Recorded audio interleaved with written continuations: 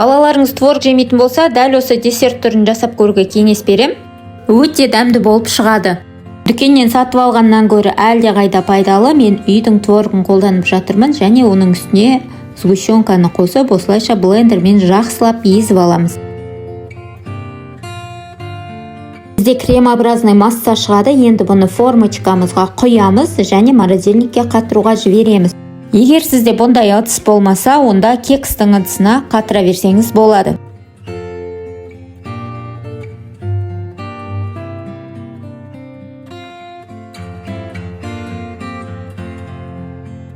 Массамыз қатқанша глазурімізді дайындаймыз. Ол үшін шоколадқа сұйық май құйып, 100 грамм шоколадқа 30 грамм сұйық май құйсаңыз болады. Водяная баняда немесе микроволновкада ерітеміз.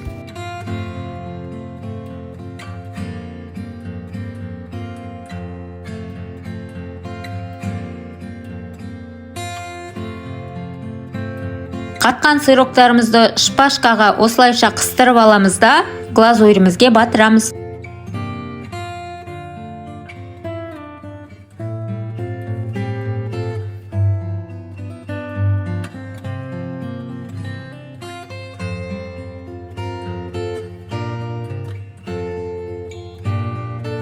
Осымен біздің творожный сироптарымыз дайын. Глазурь кепкеннен кейін үстінен қалағаныңызша өрнек салсаңыз да болады, немесе дәл осылай балаларыңызға ұсына беріңіз.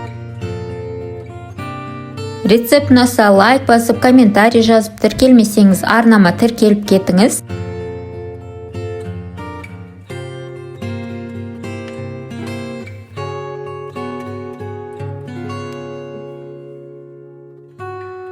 Парақшам пайдалы, келесі видеоларда жолыққанша сау болыңыз, ас болсын.